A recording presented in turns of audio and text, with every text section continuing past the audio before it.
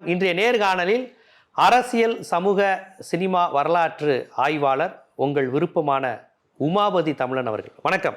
வணக்கம் ஜீவா. வணக்கம். தமிழ்நாட்டினுடைய சினிமா வரலாற்றிலும் சரி, அரசியல் வரலாற்றிலும் சரி, ஆர் வீரப்பனுக்கு ஒரு முக்கியமான ரோல் உண்டு. அதாவது இதை ஏன் நான் சொல்கிறேன்னா, எம்ஜிஆர் ஜெயலலிதா எல்லாருக்கும் தெரியும், கலைஞர் கேட்கவே வேணாம், இவங்கெல்லாம் தமிழ்நாட்டில் முதலமைச்சர் எல்லாருக்கும் தெரியும். முதலமைச்சர் மட்டும் இல்லாமல் அதை தாண்டியும் முதலமைச்சராக இல்லைனாலுமே இவங்களாம் மிகப்பெரிய பிரபலம் தான், அதில் எந்த சந்தேகமும் இல்லை. ஆனால் ஆர் வீரப்பன் போன்றவர்களை விஷயம் தெரிஞ்சவங்களுக்கு தெரியும், உங்களை மாதிரி பத்திரிகையாளர்கள் இல்லை அரசியலை கூறா நோக்கிறவங்களுக்கு நல்லா தெரியும். இருந்தாலும் இந்த திராவிடியன் பாலிடிக்ஸில் ஆர் வீரப்பனுக்கு ஒரு பங்கு உண்டு. அவர் ஏடிஎம்கேவாக இருந்திருக்கலாம், டிஎம்கேவை ஆதரிச்சிருக்கலாம், எதிர்த்திருக்கலாம். இருந்தாலும் திராவிட அரசியலில் அவருக்கு ஒரு பங்கு உண்டு, எம்ஜிஆர் அரசியலில் பங்கு உண்டு, எம்ஜிஆர் சினிமாக்களில் அவருக்கு ஒரு பங்கு உண்டு, ஜெயலலிதாவை எதிர்த்ததில் ஒரு பங்கு உண்டு, ஜெயலலிதாவை ஆதரித்ததில் ஒரு பங்கு உண்டுன்னு இப்படி பல்வேறு விதமான பங்களிப்புகளை தமிழ்நாட்டில் செய்த ஆர் வீரப்பனை பற்றி ஒரு ஆவணங்கிறது தேவையாக இருக்குது ஒரு ஊடக உலகில். அது உங்களை மாதிரியான மூத்த பத்திரிகையாளர்கள், திரைத்துறையிலும் ஆர்வமும் அதுலேயும் நிறைய தொடர்புகளுடைய உங்களை போன்றவர்கள் இந்த விஷயத்தை பேசினா நல்லா இருக்கும்னு நினைக்கிறேன். நம்ம ரெண்டும் அது உரையாடணும்னு எனக்கு ஒரு ஆசை இருந்தது. ஆர் வீரப்பன் அவரை பற்றி என்ன நினைக்கிறீங்க? அவருடைய அரசியல் சினிமா தொடங்கிய புள்ளி எதுன்னு பார்க்குறீங்க? இப்போ திராவிட அரசியல் அப்படின்னு நம்ம பார்த்தீங்கன்னா பெரியார் தான் எல்லாத்துக்கும் டாப். ஏன்னா அந்த ஃபேமிலி ட்ரீன்னு சொல்லி ஒன்று பிரிப்பாங்கல்ல, அதில் பார்த்தீங்கன்னா பெரியார், அது கீழே அண்ணா கீழே கலைஞர் உள்ளிட்ட ஒரு 5 பெருந்தலைவர்கள்வாங்க. முப்பெருந்தலைவர்கள், 5 பெருந்தலைவர்கள் இப்படி இருந்தாங்க. அதில் மிஞ்சினது கலைஞர் அப்படின்னு வரலாம். இந்த ஃபேமிலி ட்ரீ இதுதான் எல்லாருக்கும் பொதுவாக தெரிஞ்சது. ஆனால் சாதாரண மனிதர்களுக்கு தெரியாமல் டாப் லெவலில் உள்ள அரசியல்வாதிகளுக்கு மட்டும், ஏன்னா பாஷான்னு ஒரு படம் வந்துச்சு பார்த்தீங்களா, ரஜினி படம், அது சத்யா மூவிஸ் தயாரிப்பாளர் ஆரம்பி அவர். அந்த படம் வெற்றி விழால பேசுனது தானே பிரச்சனையாச்சு, ரஜினிக்கு பிரச்சனையாச்சா? அந்த பாஷா படம் எப்படி ஒரு திரைக்கதை கொண்டதுன்னு எல்லாருக்குமே தெரியும். அந்த மாதிரி ஒரிஜினல் அரசியல் பாட்ஷா யாருன்னா ஆரம்பி தான். ஒரிஜினல் அரசியல் பாட்சாவோட இன்னொரு முகம் என்ன அப்படின்னு பார்த்தீங்கன்னா வேறு. அதற்கு காரணம் என்னன்னா, தன்னந்தனி ஆளாக. ஏன்னா அவர் எம்ஜிஆர்கிட்ட என்ன பண்ணுறாரு அப்படின்னா, கணக்கு பிள்ளையாக வர்றார். ஓகே, மிக திறமையான ஆள் சொல்லி அறிமுகப்படுத்த எம்ஜிஆர் திமுக இருக்கும்போதே இருக்கார். அண்ணா மேலே, அண்ணா கொள்கைகள் மீது தீவிர பற்று கொண்டவர் ஆரம்பி. வெறும் எம்ஜிஆர் ஆள் கிடையாது, எம்ஜிஆர் ஆள்லாம் கிடையாதுங்க. எம்ஜிஆருக்கு இணையாக அதற்கு முன்னாடியே அண்ணாவுடைய நெருக்கம் கொண்டவர், அண்ணா கொள்கை மீது ஈர்ப்பு கொண்டவர். இந்த நூற்றாண்டில் நீங்கள் பார்த்தீங்கன்னா, அண்ணாவை பற்றி தெரிந்தவர்களுக்கு நல்லா தெரியும். அண்ணா மாதிரியான ஒரு அறிவு ஜீவியை நீங்கள் இந்த நூற்றாண்டில் யாருமே இல்லைங்க. பெரியாருக்கு அடுத்து அண்ணாங்க. நீங்கள் கலைஞரே அண்ணாவோட இதுன்னா ஏற்றுக்க மாட்டாருங்க. அண்ணா என்னுடைய அண்ணா, அவர் தான் எனக்கு குரு, தலைவன், எல்லாமே என்றது ஒரு இது தியரி. ஸோ அப்படி இருக்கும்போது அண்ணா காலத்திலேயே அண்ணாவை மிக நேசித்து கொண்டிருந்து அவருடைய கொள்கைகளால் ஈர்க்கப்பட்டவர் தான் ஆரம்பி. ஏன்னா பெரியார் கொள்கைகளால் ஈர்க்கப்பட்டவர் ஆரம்பி. அப்போ ஆரம்பி என்ன பண்ணுறாருன்னா, அந்த நேரம் எம்ஜிஆரோட லிங்க் ஆகுது. இப்போ நீங்கள் ஒரு சின்ன உதாரணம் பார்த்தீங்கன்னா, இப்போ சமீபத்தில் சில கட்சிகள்லாம் ஆரம்பித்தாங்க. 1 வருஷம்தான், அவனுக்கு எதுவும் பலன் கிடைக்கலன்னா அந்த தலைவர் பேசுகிறத ரெக்கார்ட் பண்ணி எதுலையா விட்டுருவான். புரியுதா? அப்படி தானே அரசியல் நடந்துகிட்டு இருக்கு இன்றைக்கி. ரெக்கார்ட் பண்ணி விட்டுருவான், சந்தி சிரிக்கும், பூரா சோசியல் மீடியாவில் டிவிலையும் இவளோட பேசினா அவனோட பேசினா போட்டு நாரடிக்கிற ஒரு கேடுகெட்ட கேவலமான அரசியல் சூழ்நிலை தான் தற்போது இருக்கிறது. ஆனால் அந்த காலகட்டத்தில் என்ன அப்படின்னு பார்த்தீங்கன்னா, ஆர் வீரப்பன் எவ்வளவு திறமையானவர் என்பது எம்ஜிஆருக்கு தெரியும். அப்போ என்ன ஆகும்னா, நம்மளை விட ஒரு ஸ்டாரு, ஒரு முதலாளி இருக்கார், ஏன்னா அவருக்கு நம்ம ரொம்ப முக்கியம்னு தெரிஞ்சாலே அந்த நபர்கள் வேறு மாதிரியாக மாறிடுவாங்க. இப்போ நீங்கள் எனக்கு முதலாளிங்க, ஆனால் ஒரு கட்டம் வரைக்கும் என்னோடய தயவு இல்லாமல் நீங்கள் வாழ முடியாதுன்னு ஒரு கட்டம் வருது. அவ்வளோ திறமையானவன் நான் உங்களை மேலே கொண்டு வந்துட்டு இருக்கும்போது நான் உங்களை டிமாண்ட் பண்ண ஆரம்பிச்சிடுவேன். நான் கிளம்புறேங்க, நான் போகிறேன், என்ன சார், இல்லை பரவாயில்ல பார்த்துக்கலாம் அப்படின்ற மாதிரியான ஒரு போக்கு இருக்கும். அந்த மாதிரியான ஒரு சூழல் இருக்கும். அப்போ ஆரம்பி ரொம்ப முக்கியமானவராக எம்ஜிஆருக்கு இருக்கும்போது ஆரம்பி அவரை த்ரெட்டன் பண்ணி, இல்லைங்க எனக்கு இவ்வளோ வேணும், அது வேணுங்க, எல்லாம் சம்பளம் கூட கொடுங்க, இல்லைனா எனக்கு இப்போ நான் ப்ரொடியூஸ் பண்ணிக்கிறேங்க, ஆனால் இருக்காங்க இப்படின்ற மாதிரியான டிமாண்ட்லாம் வைக்கலாம். அதான் ஆரம்பியும் வைக்கலை. ஆரம்பியை எம்ஜிஆர் டாமினேட்டும் பண்ணல. இப்படி ஒரு பேர் காம்பினேஷன் கிடைக்கிறது தான் ஒரு சகாப்தம் அப்படின்றது. இதெல்லாம் அமையாது. குறிஞ்சி மலர் எப்போ இது இந்த மாதிரி ஒரு வாய்ப்பு? இப்போ எப்படின்னா, இப்போ மோடி இருக்காப்புலன்னு வைங்களேன், இன்றைக்கி மோடிக்கு அமித்ஷா தான் பேக்கப்ன்றது எல்லாருக்குமே தெரியும், கட்சியில் அரசியல்வாதி எல்லாருக்குமே தெரியும். ஆனால் அது வந்து எதை நோக்கி போகுது அப்படின்னா, ஒரு குஜராத்திகளை வளர்த்தெடுக்கிறதுக்கு இப்படி போய் அது பேட் அரசியல் அதை வச்சுங்க. அந்த மாதிரி ஒவ்வொரு தலைவருக்கும் ஒரு பேக்கப் இருக்குது. இப்போ ஜெயலலிதாவுக்கு சசிகலா இல்லைன்னா ஜெயலலிதா இல்லை பெருசாக. இது ஒவ்வொரு இது இருக்கும். இப்போ அண்ணாவுக்கு வந்து அந்த காலத்தில் ஒரு 30 தலைவர் 50 தலைவர்லாம் இருந்தாங்க. பெரியாருக்கு ஒரு ஒரு உதவிகரமாக இருந்தார். பெரியாரும் தனிப்பெரும் தலைவர் அவர், அதெல்லாம் கம்பேர் பண்ண முடியாது. ஸோ அப்படி இருக்கும்போது எம்ஜிஆரும் மிகப்பெரிய இடத்துல மிகப்பெரிய பிரபலமாக மக்கள் செல்வாக்கு மிகுந்த பட்டி தொட்டி எங்கும் அறியப்பட்ட மனிதராக இருந்த எம்ஜிஆர், சரி ஆரம்பி போதும், ஆரம்பி வேறு யாராவது ஒருத்தரை போடலான்னு நினைக்கல. ஆரம்பி அவர்களும் எம்ஜிஆர் நம்ம இல்லைன்னா எம்ஜிஆர் இல்லையே, நம்ம தான் இவ்வளோ தூரம் பேக்கப் பண்ணியிருக்கோம்னு அவர் நினைக்கல. ஆரம்பி சரியான கணிப்பு என்ன பண்ணார் அப்படின்னா, ஒரு ஸ்டார் வேல்யூவில் நம்மிடம் இருப்பது அவரிடம் குறைவு, அவரிடம் இருப்பது நம்மிடம் குறைவு. அதாவது கவர்ச்சி, பார்த்த உடனே பெண்களை இருக்கிறது, கூட்டத்தை இருக்கிறது, இதை இருக்கிறதெல்லாம் ஆரம்பிகிட்ட இல்லை. ஆனால் ஆரம்பியோடைய ஆளுமை தன்மையும் திட்டமிடலும் திராவிட பிடிப்பும் எதிர்க்கட்சிகளை தனியாக இருந்து கலைஞர்ன்ற ஒரு மிகப்பெரிய ஆளுமையே வந்து ஆர்.எம். வீரப்பனுக்கு பயப்படுவார், எம்ஜிஆருக்கு பயப்பட மாட்டார். எம்ஜிஆருடைய பலம் பேக் பண்ண. ஆமாம், ஏன்னு கேட்டிங்கன்னா, திராவிட கொள்கை தெரிந்த, திராவிட கொள்கையை நிலைநிறுத்த வேண்டும் என்ற கொள்கை கொண்டவர் ஆரம்பி. அது எம்ஜிஆருக்கு பின்னாடி இருந்ததுனால அது வெளியே வரல, எவ்வளோ பெரிய திராவிட தலைவர்னு. சரி, அப்போ என்ன பண்ணியிருக்காரு அப்படின்னா, ஆன்மீகத்துக்கும் பண்ணியிருக்காரு, திராவிடத்துக்கும் பண்ணியிருக்காரு. அப்படின்ற மாதிரி என்ன பண்ணுறதுன்னா, ஆன்மீக பணியில் பார்த்திங்கன்னா அது நிறையா சொல்லாத, அடுத்து பேசுவோம்.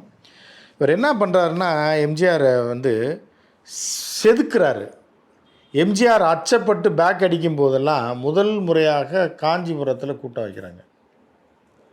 எம்ஜிஆர் ரசிகர் எல்லாம் சேர்ந்து அரசியல் எம்ஜிஆர் இறங்க போகிறாருன்னு ஒரு கூட்டத்தை வைக்கும்போது, அன்றைய கூட்டத்துக்கு ஏற்பாடு செய்தவர், முதல் கூட்டத்திற்கு ஏற்பாடு செய்தவரே ஆரம்பி தான். திருக்கழுக்குன்ற மாதிரி சொல்லுவாங்களே, அது இல்லையா? அல்ல, காஞ்சிபுரம் மாவட்டம், காஞ்சிபுரத்தில் அங்கே தான் கணக்கு கேட்டாருன்னு சொல்லுவாங்க. ஆமாம், அதை வந்து என்னென்னா, எம்ஜிஆர் வர்றதுக்கே பயப்படுறாரு. நான் போய் என்ன பண்ணுறதுன்னு அப்படி வாப்லிங்காக இருக்கும்போது ஆரம்பி தான் அவரை களத்தில் இறக்கி விட்டவர். சொல்கிறாரு, திமுக ஆளுங்கட்சி வேற பயங்கரமாக இருக்குது, கலைஞரை பற்றி ஒரு பயம் என்றைக்குமே எம்ஜிஆருக்கு உண்டு.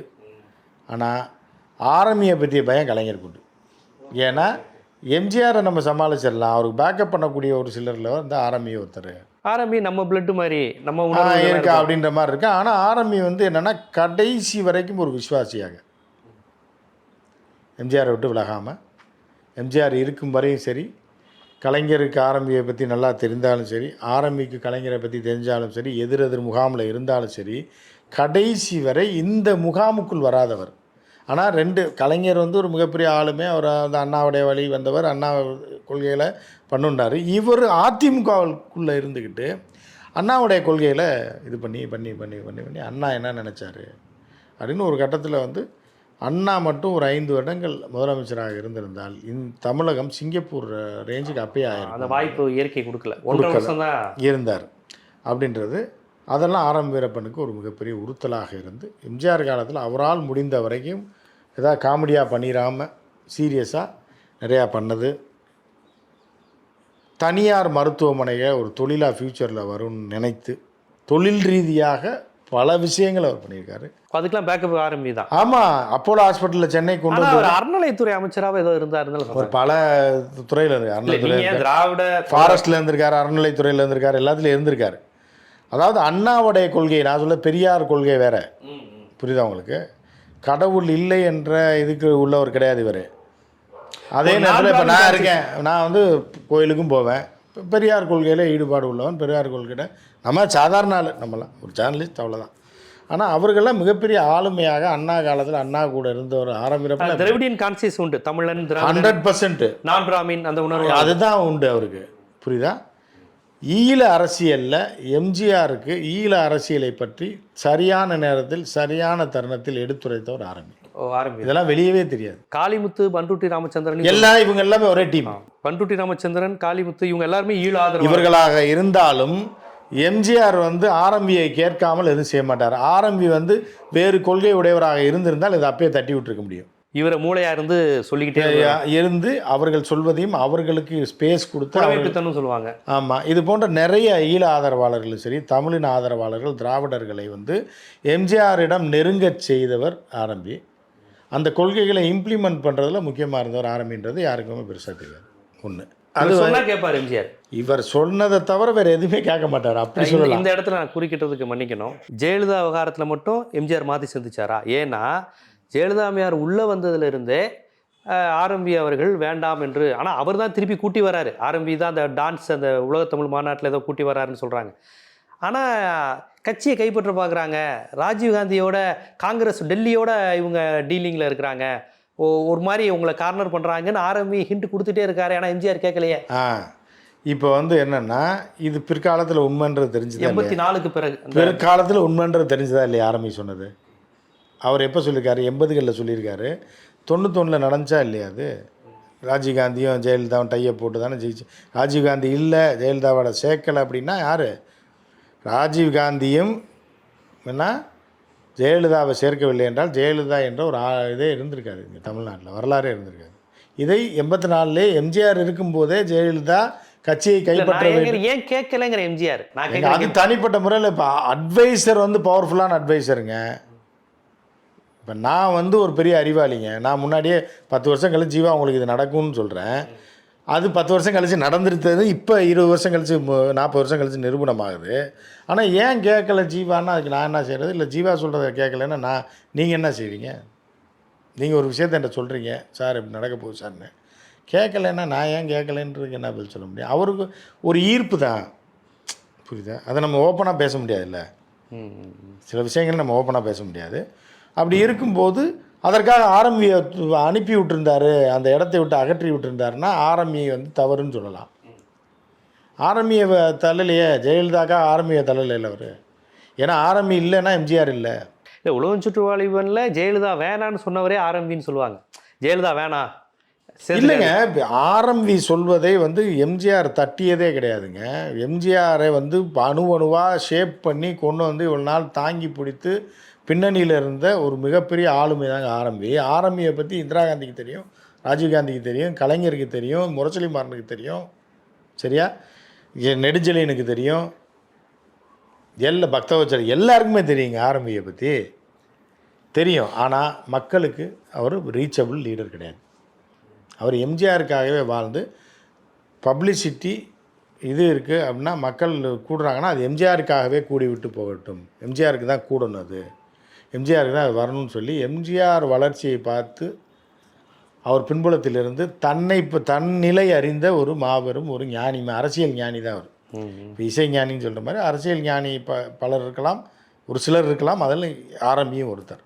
ஏனென்றால் கடைசி வரைக்கும் பதவி ஆசை படவே இல்லை. பதவியில் இருந்தார், போனார், வளர்ந்தார். ஒரு தன்னிறைவடைந்த ஒரு மனிதனாக ஆரம்பியை பார்க்கலாம். தன்னிறைவடைந்த அரசியல்வாதி நீங்கள் பார்க்குறது ரொம்ப 99% கஷ்டம். மோடியை வந்து ஏதோ போட்டாங்க, தொங்கலையாக பிடிச்சி தொங்குனது மட்டும் இல்லாமல் நான் கடவுள்ன்ற ரேஞ்சுக்குள்ளே இப்போ பேச ஆரம்பிச்சிட்டாப்புல மோடி. நானே கடவுள்னு சொல்லி இப்போ இன்றைக்கி மோகன் பகவத்துக்கு கொந்தளிச்சு போயிருக்கா. ஐயோ நம்மளாலாம் சொல்லி நம்மளாம் கடவுள் ஆக முடியாதையான்னு மறைமுகமாக மோடியை ஏற்றுறது தானே. தானே கடவுள் என்று சொல்லிக்கொள்பவர்களாக இருக்காங்க. அதை தாண்டி தனக்கான பதவி சாகும் வரைக்கும் வரும்போதும் ஒரு கட்டத்துக்கு மேலே எம்ஜிஆர் இறந்ததுக்கப்புறம் அரசியலை விட்டு ஜெயலலிதா வேணே கட்டையை கொடுக்கறதுக்கு இவரை வந்து ஜெயலலிதா வந்து அவமதித்து கூடாது என்பதற்காக தான் ஒரு கட்சி ஆரம்பிக்கிறாரு. ஆரம்பித்து அது என்ன ஒரு எப்படி சொல்கிறேன்னா ஒரு டிஃபென்ஸ் கேம். அது பதவிக்காகவோ இதுக்காகவோ ஆரம்பிக்கல, முதலமைச்சர் ஆகணும்னா ஒரு கட்சி ஆரம்பிக்கல, டிஃபென்ஸு. ஏன்னா நாம் யாரை வேண்டாம் என்று சொல்லிக்கொண்டே இருந்தோமோ 25 வருடங்களாக, அந்த நபர் அதிகாரத்துக்கு வரும்போது நம்பர் 1 நம் மீது அது பாய்ந்து விடக்கூடாது என்பதற்காக தான் அந்த கட்சி ஆரம்பிக்கிறத தவிர பதவிக்காக இல்லை. அது இல்லைன்னு நம்ம ஏன் சொல்கிறோம் அப்படின்னா, கலைஞர் மீண்டும் 96 ஆட்சிக்கு வரும்போது இவரை அழைத்து அமைச்சராக 3ஆம் இடத்தில், அதாவது அவருக்கு கூடவே இருந்தவர் அன்பழகன், அதற்கு அடுத்து இடத்திற்கு ஆரம்பியை அழைத்தும் அமைச்சர் பதவி அவர் ஏற்றுக்கு போகல. அப்போ கலைஞர் பவர்ஃபுல்லாக இருக்கு. ஜெயலலிதா அவங்களே தோத்துட்டாங்க பர்கூர்ல, காலி அவங்களே அப்போ தோத்துட்டாங்க. கலைஞர் கூப்பிட்றாரு. ஏன்னா வலுவான எதிரி ஆரம்பி என்பது கலைஞருக்கு தெரியும். நமக்கு டஃப் கொடுத்த ஒரு ஆள்யா அவர். இது ஆரம்பி போல ஆரம்பி போய் சந்திச்சாங்க, நட்பு ரீதியில் சந்திச்சாங்க. நீங்கள் வேற களம் வேற முகாமில் இருந்தவர், உங்கள் முகாமை எதிர்த்து அரசியல் செய்திருக்கிறோம். நீங்களும் அண்ணா வழி வந்த அரசியல்வாதி, நீங்கள் உங்கள் ட்ராக்கில் நீங்கள் இவ்வளோ நாள் தமிழ்நாட்டை கொண்டு போனீங்க. ஒரு 10 வருடம் நாங்கள் எங்கள் ட்ராக்கில் எம்ஜிஆர் வச்சு கொண்டு போனோம். அதுவும் திராவிட கொள்கையில் இது பண்ணோம், நிலை நிறுத்தினோம். திராவிட கொள்கையிலேருந்து நாங்கள் பெருசாக வலிவிலாம் போல, பார்ப்பனிய என்ன ஆதிக்க சக்திகள்கிட்டருந்து தடுத்து வச்சுருந்தோம் அப்படின்ற ஒரு அந்த விஷயத்தில் தெளிவாக இருக்கார். அண்ணா திமுக ஆரம்பித்த புதுசில் அண்ணா திராவிட முன்னேற்ற கழகம் பேர் வைத்ததே ஆரம்பி தான்.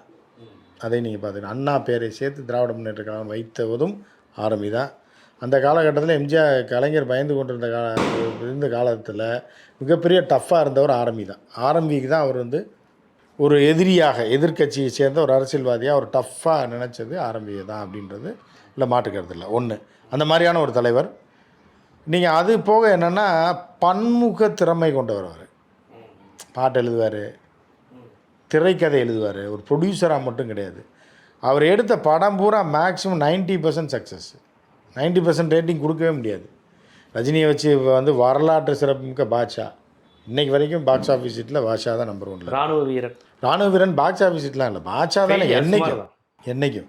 ரிக்ஷாக்காரனுக்கு இயக்குனர் வந்து கிருஷ்ணன் நாயர்னு ஒருத்தரை போடுறாரு. அவர் தமிழரே கிடையாது. இவர் தான் மெயினாக ஸ்க்ரீன் பிளே எல்லாம் பண்ணி அதெல்லாம் இது பண்ணி எம்ஜிஆருக்கு என்ன மாதிரி வேணும்னு எல்லாத்தையும் பண்ணி டம்மியாக அவர் டைரக்டர் தூக்கி போட்டுக்கிறார். அந்த படம் சூப்பர் டூப்பர் ஹிட்டு. ஆமாம், கடலோரம் வாங்கிய காற்று. ஒரு திராவிட தலைவருங்க அவர். திராவிட இயக்கத்தில் கொஞ்சமும் வந்து குறைவில்லா இந்த தமிழர்களுக்கு செய்ததை, இந்த தமிழ்நாட்டுக்கு செய்ததில் அவர் மாற்று கருத்தே கிடையாது. ரெண்டாவது வந்து அவர் வந்து ப்ரைவேட் என்ஜினியரிங் காலேஜ் தமிழ்நாட்டில் அன்னைக்கு வந்ததுனால தான் அது எம்ஜிஆர் ஆட்சியில் கொண்டு வரதுக்கு. ஆமாம், எம்ஜிஆர் பாலிடெக்னிக் கொண்டு வந்தது காமராஜர். தனியார் பொறியியல் கல்லூரிகளை இங்கே ஆரம்பித்ததுனால தான் இப்போ தமிழம் ஃபுல்லாக இன்றைக்கி ரேட்டில் அமெரிக்காலேயும் அதுலேயும் போய் என்ஜினியர்ஸாக இருக்கிறதும், இது ஒரு பெரிய இப்போ ஒரு இண்டஸ்ட்ரியாக, எஜுகேஷனல் இண்டஸ்ட்ரியாகவே மாறினதுக்கு காரணம் ஆரம்பி தான் காரணம். ஏன்னா எம்ஜிஆருக்கு அந்தளவுக்கு எந்த யோசிச்சாரான்னு தெரியல. ஆனால் என்னென்னா எல்லாருமே எம்ஜிஆருடைய தீவிர விசுவாசிகள், வேகமாக இயங்கக்கூடிய, பரபரப்பாக சிந்திக்கக்கூடிய இளைஞர்களை தேர்வு செய்து அவர் தான் ஜி. விஸ்வநாதன். எப்படி டாப்ல அவரும் அண்ணாவுடைய மிகச்சிறந்த அதான் அவருக்கெல்லாம் கொடுக்கலான்னு சொல்லி கூட இருந்து எல்லாம் செய்தார். அவருக்கு 85 வயசு இருக்கும்ல, அவர் இருக்கும் மனிதர், இன்னும் அவ்வளவு நல்ல மனிதர். ஒரு மிகப்பெரிய இப்போ இந்தியாவில் இப்போ நம்பர் 1 ப்ரைவேட் காலேஜ் அதுதான் இந்தியாவிலேயே. டாப் 10 காலேஜஸ் கவர்மெண்ட்டு சேர்த்து ஐஐடிஸ் எல்லாம் சேர்த்தாலும் விஐடி 9ஆவது இடத்துல வருது. அதே மாதிரி நம்ம இதற்கு லோன் கொடுத்தவர் வந்து கோபாலகிருஷ்ணன், இந்தியன் பேங்க் கோபாலகிருஷ்ணன். அந்த இந்தியன் பேங்க் கோபாலகிருஷ்ணன் இல்லைன்னா பாதி காலேஜ் இன்னைக்கு கிடையாது. ஒன்றும் இல்லாமல் இருந்தவர்களுக்கு இவ்வளோ லோனை கொடுத்த எம்ஜிஆர்னால சத்யபாமான்ற பேர் வச்சாலும் அவர்களுக்கு பணம் கொடுத்து லோன் கொடுத்து உதவியவர் கோபால. இந்த மாதிரி இருக்கு இல்லையா, இவர்களையெல்லாம் ஒருங்கிணைச்சவர் ஆரம்பி. இங்கே லைசன்ஸ் வாங்கிக்க, இங்கே பணம் வாங்கிக்க, இவரை போய் பாரு, இந்த இடத்த போய் அவரை போய் பாரு, இடம் வாங்கிக்க, காலேஜ் நடத்துங்க அப்படின்னு சொன்னது. இது எம்ஜிஆருக்கு மாஸ்டர் மைண்டாக விளங்கியது ஆர்எம் வீரப்பன் அப்படின்றதுல எந்த மாற்றம். ஏன்னா இவர்களெல்லாம் நம்ம சில விஷயத்தில் நம்ம முன்னோர்களை வந்து நம்ம வந்து யூதாசனப்படி தூக்கி போட்டக்கூடாது. நமக்கு குழி தோண்டி பறித்து நம்மளை பின்னோக்கி இழுத்து கொண்டு போகிறவனு இன்றைக்கி இருக்கான். அதே நேரத்தில் நமக்கு நல்லது செய்தவர்கள் அவர்கள் எந்த முகாமில் இருந்தாலும், அது திமுகவில் இருந்தாலும் அதிமுகவில் இருந்தாலும் சரி, காங்கிரஸ் அடுத்த தலைமுறைக்கு நம்ம கொண்டு போக வேண்டியது. இப்போ காமராஜர் ஏன் போல்றாரு, காங்கிரஸை தூக்கி எரிஞ்சிட்டாங்க மக்கள். இப்போ திருப்பி ஏன் காமராஜர் நிற்கிறாருன்னா தமிழர்களுக்காக செய்தவர் காமராஜர், தமிழர்களுக்காக செய்தவர் வந்து கலைஞர், தமிழர்களுக்காக செய்தவர். சில விஷயங்கள்னால எம்ஜிஆர் சில பாதுகாத்திருக்காரு நம்மளை. அதில் வந்து ஆரம்பி வந்து முக்கிய பங்காற்றிய ஒரு திராவிட தலைவர்னால் அதில் எந்த மாற்று கருத்துமே கிடையாது. இல்லை, ஆரம்பியை பற்றி பல்வேறு பரிணாமங்களில் பேசப்பட வேண்டிய விஷயத்தை ரொம்ப அழகாக சொல்லியிருக்கீங்க. இப்போ இன்னும் கொஞ்சம் நுட்பமான சில கேள்விகளை கேட்குறேன். அப்படி கேட்டால் இன்னும் கொஞ்சம் நிறையா வரும்னு நினைக்கிறேன். ஜெயலலிதா அம்மையார் வந்து அதிமுகவில் அவர் தான் கொண்டு வராரு அப்படின்லாம் சொல்கிறாங்க. இடையில சினிமாவில் எம்ஜிஆர் இருந்து பிரித்ததும் ஆரம்பி தான். திருப்பியும் அவங்க வந்து அம்மு கஷ்டப்படுறாங்க, ஏதோ ஒன்று அவங்கள திருப்பி நீங்கள் டான்ஸ் ஆட கூப்பிடலான்னு கூப்பிட்டு திருப்பி அவங்கள கொண்டு வந்தப்பையும் அவர் இருந்திருக்காரு. அதுக்கப்புறம் இல்லை நம்மளை கைமீறி போடுறாங்கிறப்ப ஜெயலலிதாவை எதிர்ப்பணியிலையும் அவர் இருந்திருக்கிறாரு. இதெல்லாம் எல்லாருக்கும் மேக்ஸிமம் தெரிஞ்சிருக்கும், பரவலாக அரசியல் தெரிஞ்சவங்க. மீண்டும் ஜெயலலிதாட்ட அவர் போனதை நீங்கள் எப்படி பார்க்குறீங்க? மீண்டும் ஜெயலலிதாட்ட போனது என்ன அப்படின்னு பார்த்தீங்க அப்படின்னா, ஒரு விஷயத்தை நீங்கள் நல்லா பார்க்கணும். இப்போ நீங்கள் சொன்ன அந்த 3 விஷயமே எம்ஜிஆரை இவர் பாதுகாத்ததாக தான் அர்த்தம். இந்த 3மே எம்ஜிஆர் காண்டி தான். எம்ஜிஆர் காண்டி தான் பண்ணியிருக்காரு. எம்ஜிஆர் வந்து ஒரு பெண்ணோட நடிக்கிறார், ஏதோ இருக்குது. அந்த பெண் வந்து உதாசீனப்படுத்தி எம்ஜிஆருக்கு சில வேலைகளை செய்கிற மாதிரி தெரியும் போது எம்ஜிஆரை பாதுகாப்பதற்காக அந்த பெண்ணை விலக்கி வைக்கிறாரு. திருப்பி அந்த பெண்ணே வருது. எம்ஜிஆர் மிகுந்த ஈர்ப்போடு இருக்கார். ஏன்னா அப்படி இருக்க காலத்தில் சரி என்னடா இவ்வளோ தூரம் பண்ணுறாரு, அந்த பெண்ணும் மாறிவிட்டேன்னு வந்து நம்மகிட்ட சொல்கிறாங்க, நானும் எம்ஜிஆருக்காக தான் இது பண்ணுறேன் அப்படின்ற மாதிரி சொல்லும்போது மீண்டும் சரி ஒரு வாய்ப்பை கொடுப்போம் அப்படின்னு சொல்லி அவர் தான் வந்து சரின்னு சிக்னல் கொடுக்குறாரு. அதற்கப்புறம் தேசிய அரசியலில் புகுந்து ஆர்.எம். வீரப்பன் அவர்களாக இருந்தாலும் சரி, எம்ஜிஆராக இருந்தாலும் இந்த 2 பேருமே எதிர்பாராத ஒரு வேலையை ஜெயலலிதா செய்கிறாங்க. அவங்க முதல்ல என்ன எம்ஜிஆர் நினைக்கிறாரு, இங்கே தானே இருந்தியா கரைச்சல், இங்கே கலைஞட்டா அது இது இருக்குது, நம்ம கட்சிக்குள்ளேயே புலவை ஏற்படுத்துகிறா அப்படின்னு நினச்சிட்டு டெல்லிக்கு அனுப்பிடுவோம் எம்பி ஆகி. டெல்லி போனோடனே என்ன ஆகுதுன்னா, ராஜீவ்காந்தி ஃப்ரெஷ்ஷாக உள்ளே வரும்போது இந்திரா காந்தி காலத்துக்கு பிறகு இந்திரா காந்தி எம்ஜிஆரும் பயங்கரமான க்ளோஸ். ஆர்.எம். வீரப்பன் வந்து தமிழ்நாடு பாலிடிக்ஸ் மட்டும் இல்லாமல் டெல்லியில் இந்திரா காந்திக்கு அடுத்து இருக்க வெளியுறவுத்துறை அமைச்சர், உள்துறை அமைச்சர்லேருந்து எல்லாரையும் நெருக்கமாக வைத்திருந்தவர் ஆரம்பி. அதை நீங்கள் புரிஞ்சுக்கணும். அவர் தான் பேக்கப்பே பண்ணுறாரு எம்ஜிஆர் என்னன்னால யாரை அனுப்பணும் யாரை பார்க்கணுன்றது. அப்போ இந்திரா காந்தி அம்மையாருக்கு ஆரம்பியை பற்றி நல்லா தெரியும், எவ்வளோ பெரிய ராஜதந்திரின்னு தெரியும். அதே மாதிரி எம்ஜிஆரை பற்றி நல்லா தெரியும். எம்ஜிஆர் நேரடி தொடர்பு வைத்திருந்தவர் யாரோட, இந்திரா காந்தி அம்மையார்கிட்ட நேரடியாக பேசி கருத்து பரிமாற்றம் செய்யக்கூடியவர். 2 பேருக்கு ஒரு நல்ல அண்டர்ஸ்டாண்டிங் இருந்துச்சு, மத்திய அரசுக்கும் மாநில அரசுக்கும் இருந்தது. ஸோ அப்படி இருந்த காலகட்டத்தில் அந்த அம்மையார் இறந்தவொடனே புதுசாக அரசியலுக்கு வர்றார் ராஜீவ். வந்தவொடனே என்ன பண்ணுறாங்கன்னா, எம்ஜிஆர்ன்ற கட்சி வந்து இப்போ புதுசாக அரசியலுக்கு வர டெல்லி அரசியல்வாதிக்கு என்ன தெரியும், Tamil Nadu state who is the CM, MG Ramachandran. Okay, who is is representative Jayalalithaa, she is very close to MGR, very English ஆமாம், எல்லாமே தெரியும். அப்படிங்கும்போது டக்குன்னு ஈர்ப்பு எப்படி போகும், ஈஸியாக கனெக்ட் பண்ணலாம்ல. நீங்கள் தமிழ்நாட்டுக்கு ஃபோனை போட்டு அப்புறம் ஆரம்பிக்கிட்ட பேசுகிறதோ பேசுகிறதோ ப்ளீஸ் காமினோடனே அவங்களுக்கு ஹிந்தி தெரியும், இங்கிலீஷ் தெரியும். ஜெயலலிதாவுக்கு இங்கிலீஷ் ஃப்ளூயன்சி தெரியும். ராஜீவ் லண்டனில் படித்தவர். அப்போ ஈஸியாக ஒரு ஈர்ப்பு வந்துடும்ல. ஆமாம், எல்டிடி இஷ்யூவில் எப்படி இருக்கீங்க, நீங்கள் எங்கே படிச்சிங்க, நான் லண்டனில் படிச்சிங்க அப்படின்னு எல்லாம் ஒரே வயசு. ராஜீவ் காந்தி ஜெயலலிதா நம்ம பேசிகிட்டு இருக்கோம், ஒரு 5 வயசு முன்ன பின்ன இருந்தால் பரவாயில்ல. ஒரு 70 வயசு காட்டு நான் உட்காந்து பேசுகிறதுக்கும் இல்லை ஒரு 15 வயசு பையன் உட்காந்து பேசுறதுக்கு வேஸ்ட் டிஃப்ரென்ஸ் இருக்கும்ல. உங்களோட இல்லை ஏன் ஒத்த வயதோடு இருக்கவங்கள்ட்ட பேசுகிறது எனக்கு கொஞ்சம் ஈஸியாக இருக்கும்ல. அந்த காலகட்டத்தை இந்த கனெக்டிவிட்டியில் ஜெயலலிதா லிங்க் ஆகிடுச்சு. லிங்க் ஆனவுடனே நான் தான் கட்சி நான் தான் பார்க்குறேன்ற மாதிரி இந்த மூத்த தலைவர்கள் எல்லாம், அவங்களுக்கு யார் மூத்த தலைவராக இருந்தால் என்னங்க கவலை, தமிழ்நாட்டில் யார் இருந்தாண்ணா அவளும் சிஎம் எம்ஜிஆர், ஓகே எம்ஜிஆர்கிட்ட பேசணுன்னா இந்த அம்மாட்ட பேசினா எம்ஜிஆர்கிட்ட பேசலான்னா அந்த லிங்க் ஏற்படுத்தி இந்த மாதிரி என்ன பண்ணிச்சுன்னா எம்ஜிஆரே கவுக்குறதுக்கு திட்டம் போடும். நீங்கள் எம்ஜிஆரை தூக்கி விட்டுருங்க, அவருக்கு இதாகி போச்சு, நான் வந்து சிஎம்மாக இருக்கேன், கட்சியை உடைக்கிறேன்ற ரேஞ்சுக்கு பேசினேனே. இதை முன்னவே இப்போ உதாரணத்துக்கு இப்போ உள்ள காலகட்டத்தில் சொல்லணுன்னா, பிரபாகரன் அவர்களுக்கு எப்படி பொட்டு அம்மானோ கடைசி வரைக்கும் எம்ஜிஆருக்கு ஆரம்பி இதைத்தான் நம்ம சரியாக சொல்ல முடியும். தலைவனுக்காக உயிர் கொடுக்கக்கூடிய ஒரு ஆளாக பொட்டம்மான் இருந்தார். தலைவர் இல்லைன்னா பொட்டம்மான்னு இல்லை. எப்படி இருந்து எல்லா எடிட்டியை உடைக்கணும்னு நினச்சவன், காட்டி கொடுத்தவன், எல்லாத்துக்கும் தலைவருக்கு ஒரு பாதுகாப்பாக இருந்து அவர்களை பூராத்தையும் சமாளித்த ஒற்றையாளாக இருந்தது இப்போ பொட்டம்மான்னு சொல்கிறாங்க இல்லையா. அதே மாதிரி தான் ஆரம்பி. டெல்லி அரசியலாக இருந்தாலும் சரி, லோக்கல் அரசியலாக இருந்தாலும் சரி, அண்ணா அரசியலாக இருந்தாலும் சரி, எல்லாத்தையும் பார்க்குறது இவர் யாரை பார்க்கணும் பார்க்கக்கூடாது, யார் இவரை பார்க்கணும் பார்க்கக்கூடாதுன்ற ஒட்டுமொத்த அந்த கட்சியையும் அதிமுகவையும் ஏன்னா வழி நடத்தியவர் ஆல் செலெக்ஷன்லேருந்து எம்எல்ஏ செலெக்ஷன்லேருந்து சீனியர் ஜூனியர் பேலன்ஸ் பண்ணுறதுலேருந்து யாருக்கு என்ன துறை எல்லாத்துக்கும் திரைப்படம் எம்ஜிஆர் படத்தில் நடிக்கணுமா வேண்டாமா, எந்த இவர் தான் நடிகர், யார் ஹீரோயினாக போடணும், இந்த படத்துக்கு யார் ஹீரோயின், இந்த இதுக்கு யார் டைரக்டராக போடலாம், இந்த ஸ்க்ரீன் பிளேக்கு யாரை உட்காந்து பேசலாம். இப்படி எம்ஜிஆரை வந்து அப்படியே ஃப்ரெஷ்ஷாக ஃப்ரிட்ஜுக்குள்ளே ஆரம்பிக்கிறப்பன்னு ஒரு ஃப்ரிட்ஜுன்னு வச்சுங்களேன். இப்போ உள்ள பசங்களுக்கு புரியும் என்ன சொல்கிறேன்.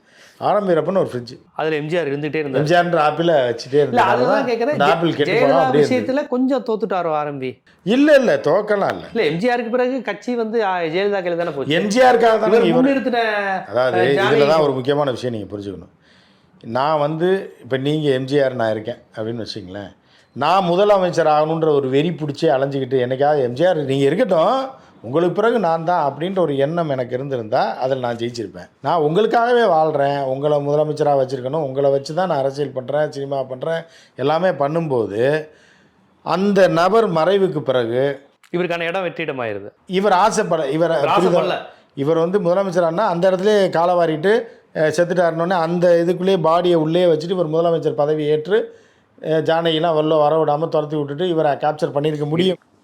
உள்துறை யார்? இவர் தானே கண்ட்ரோலில் இருந்தது.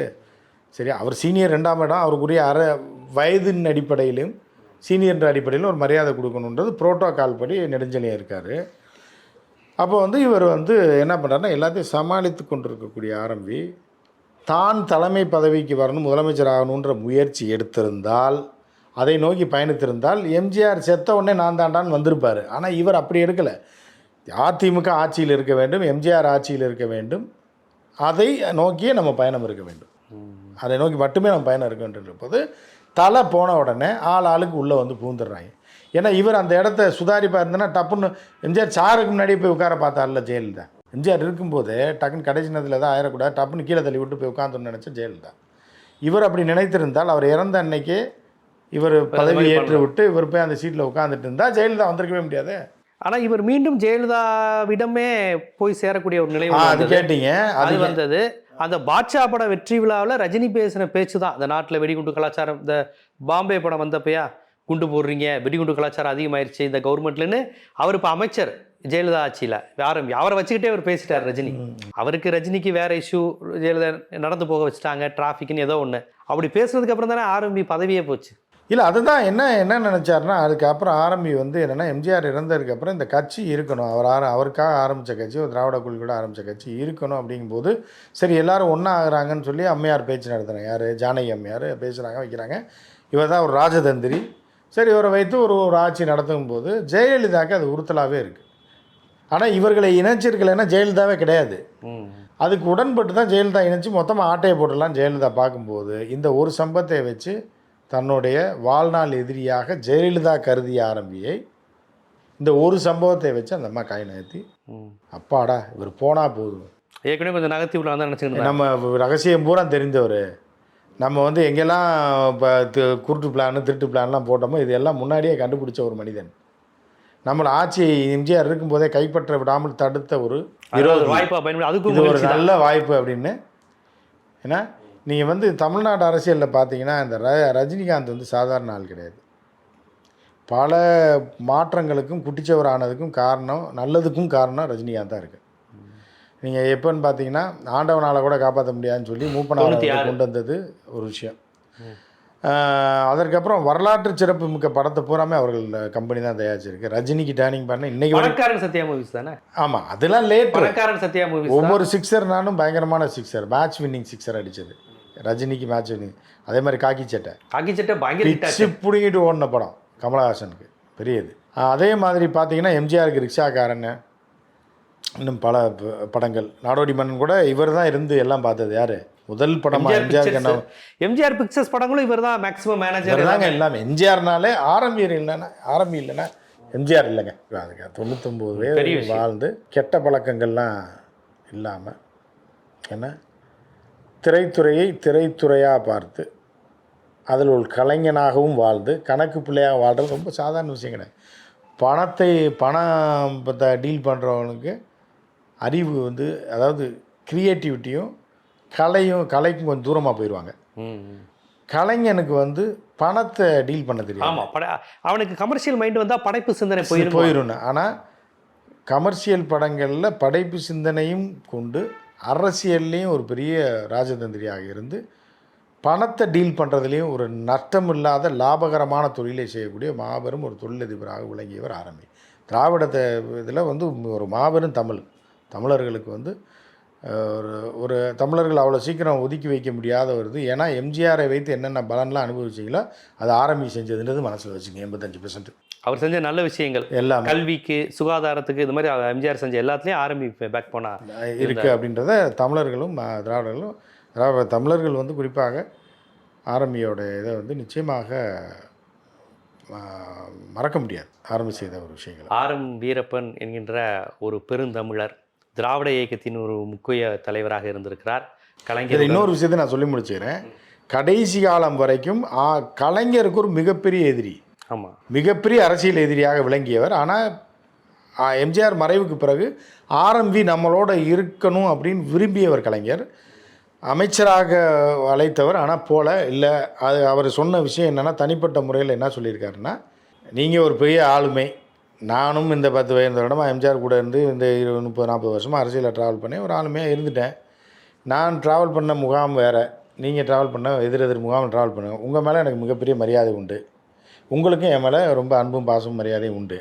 அதனால் அப்படியே ஒரு நண்பர்களாகவே நம்ம ட்ராவல் பண்ணிடுவோம், பதவி எனக்கு வேண்டாம் அப்படின்னு. அதற்கப்புறமும் மீண்டும் பதவி ஆசை இல்லாத அரசியல்வாதி யார் இருக்க முடியும் அப்படின்ற ஒரு துணியில் கலைஞர் எம்பி சீட்டு கொடுக்குறாரு ஆரம்பிக்கு. அதையும் வேண்டாம் என்று தன் சிஷியனான யார் அமைச்சர் இருக்கார் இப்போ ஜெகத் ரட்சகனுக்கு அந்த சீட்டை கொடுத்துருங்க. அது இவருக்கு வந்தது தான், இவர் கொடுத்த சீட்டு தான். கலைஞருக்கு ஒரு சீட்டு கொடுத்தாரு, அந்த எம்ஜிஆர் கழகம்னு வச்சுருந்தார். ஆமாம் ஆமாம், இவரோட கூட்டணி வச்சுருந்தார். ஒரு இடத்த ஒதுக்கி நீங்கள் நில்லுங்க, மத்திய அமைச்சரோட இடம் பெற்றுச்சுன்னா நீங்கள் மத்திய அமைச்சர் ஆகிடலாம் அப்படின்ற மாதிரிலாம் கொடுக்கும்போது, எனக்கு போதும், நான் அனுபவித்தது என்னுடைய பதவி இது எல்லாம் போதும், நான் வாழ்நாளில் என்னெல்லாம் செய்யணும்னு நினச்சோமோ அதையெல்லாம் செய்து முடித்திருக்கிறோம், அரசியல்லையும் சரி இதுலேயும் சரி. எனவே இப்போ இனி பதவின்றது வேண்டாம் அப்படின்னு சொல்லி தமிழ் ஆராய்ச்சி அதில் இறங்கி அதில் நிறைய சத்தம் இல்லாமல் பல விஷயங்களை செய்திருக்காரு. பல தமிழ் ஆராய்ச்சியாளர்களுக்கு பண உதவி அவங்க ட்ரஸ்ட்லேருந்து அது இது எல்லாமே பண்ணி அது ஒரு ட்ராக்கோடு போய் அப்படியே மறைந்திருக்கிறார். கண்டிப்பாக ஆரம்பி வீரப்பனை பற்றிய ஒரு பேசப்படாத கோணம்னா பலரும் பேசுவது இல்லை இப்போ அவரை பற்றி. இந்த நிலையில் அவர் யார், திரைக்கும் அரசியலுக்கும் உள்ள தொடர்பு, திரைத்துறையில் அவருக்கு இருக்கக்கூடிய நுணுக்கம், அது தவிர்த்து இலக்கிய உணர்வு, ஒரு திராவிட இயக்க உணர்வு, சினிமா சார்ந்த அறிவு, எல்லா மூத்த திராவிட தலைவர்களுடன் அவருக்கு இருந்த நட்பு, ஆழம், முரண், எல்லாவற்றையும் ரொம்ப அழகாக டெல்லி அரசியலை எதிர்கொண்ட சாதுரியம்னு பல்வேறு விஷயங்களை ரொம்ப விரிவாக இன்றைய தலைமுறைக்கும் புரியும்படி எடுத்து வச்சுருக்கீங்க. நன்றி. நன்றி, வணக்கம்.